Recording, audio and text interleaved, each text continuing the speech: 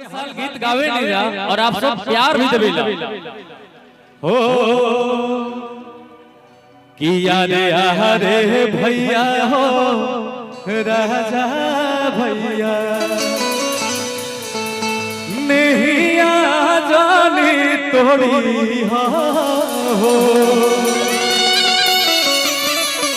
आज से 10 दिन बाद रक्षाबंधन विवाह रक्षाबंधन और एकरे उपलक्ष्य में के हर साल गीत गावे नहीं जा आप सब हर साल प्यार देवे नहीं जा ए बार भी गीत बोले बन जा वो सुनाए आप सबके कि यारे हरे भैया हो राजा भैया नहीं जानी तोड़ी हो यारे यारे भैया हो अंकुश भैया हम हवा जानी मोड़ी हो। तो भाई का कहता कि जब ले जी अब माथे टीका लगाई अरे सब धागा से हवा सजाई सब भाई कि बहिनी तोहरा के कबो न भुलाई हो जब ले जियब कबले जनमो लुटाई भैया एक बार देखा तू लोग जो गाला सब गीत गोने जा भैया एक बार अपना बहिनन खाती अगर जकरा हाथ में मोबाइल बा हुए तो हाथ और जकरा हाथ में देखे दोनों हाथ उठा दे और बहिन लोग अगर आप सब सच्चा प्यार अपने भाई लोग से करेला तो दोनों हाथ उठा दे अपना भाई खाते और सब लोग ताली बजाए कि बहिनी तोहरा के कबो न भुलाई हो जब ले जियब कबले जनमो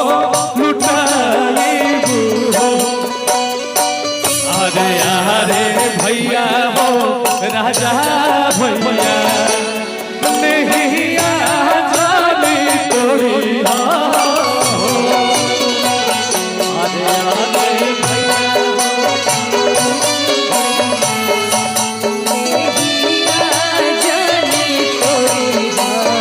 और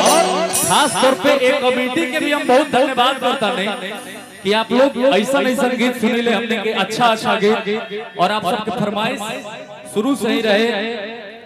कि भाई बहन वाला गीत रुआ सब जरूर गायब जाए अच्छा लगा था आप सबके सोच हमने के समाज बदल रहल बा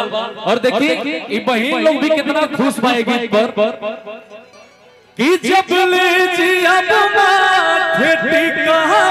लगाई अरे सब धागा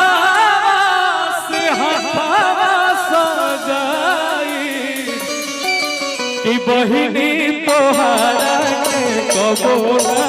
भुलाई हो जब ले जियब जनमो लुटाई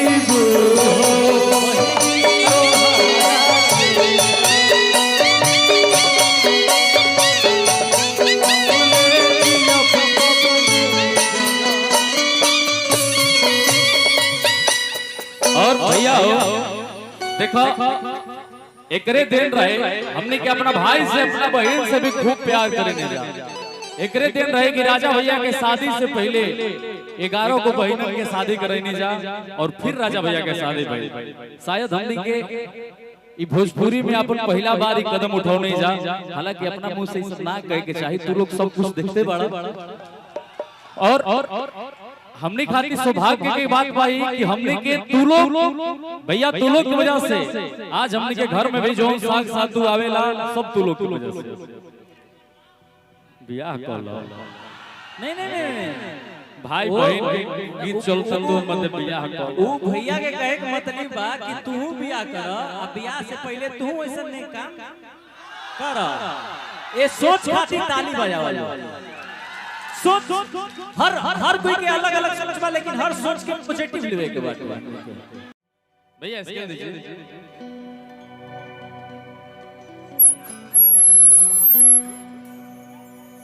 देखो बहन के शादी हो गई बा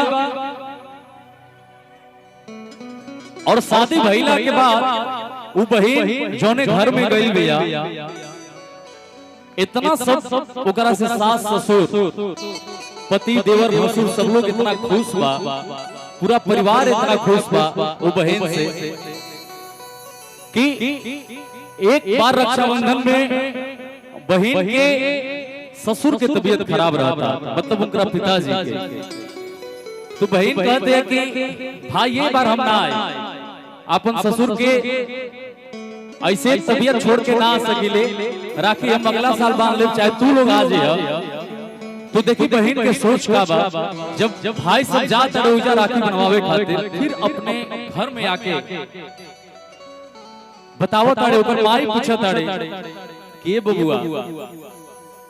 बुचिया गइल बिया, ओकरा कोनो दिक्कत त नइखे ना, ओकरा से घर में सब लोग खुश बा ना।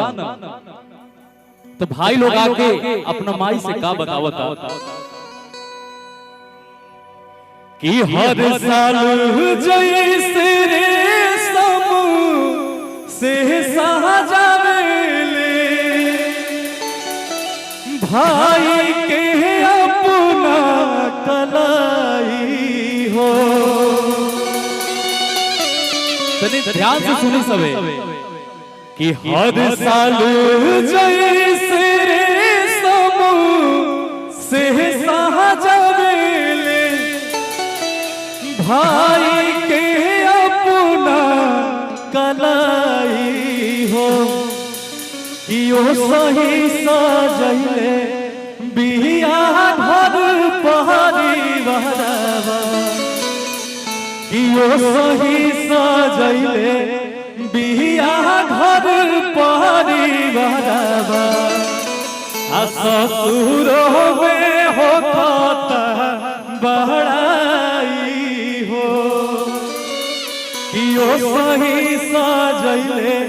बिया घर परिवारवा, कि ससुर में होता बड़ाई हो। अगर अच्छा लागल होगा तो तनी ताली बजा के आशीर्वाद दे दे। काहे कि हमने के भोजपुरी में हर वक्त प्रयास करे नहीं जा कि जे लोग कहला के भोजपुरी में खाली गंदा गीत आवेला, तो हमने के अच्छा अच्छा गीत तो अभी एगो गइले रहना हो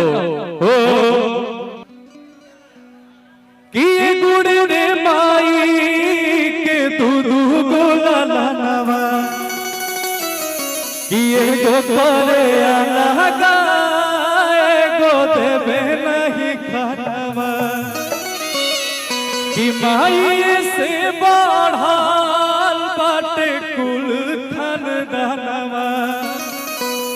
तब कहे माई हुई गईली बेगनवा। तो आप सब अपने दोनों भाई के जितना प्यार आशीर्वाद देते रहो उतने में के बढ़िया बढ़िया आप सब खातिर और अपने भोजपुरी खातिर लावत रह जाए। अब लास्ट में एगो काल हमारे भाई गीत पाका सुनी। हाँ, अरे भाई तो